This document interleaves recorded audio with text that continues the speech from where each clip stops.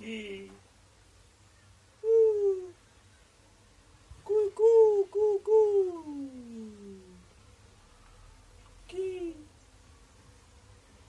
বলো সোনা, রাগ করে না।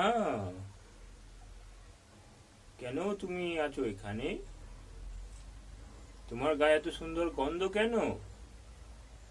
তুমি কি আমায় ভয় পাচ্ছো? আমায় একদম ভয় পেও না। আমি খুব ভালো ছেলে।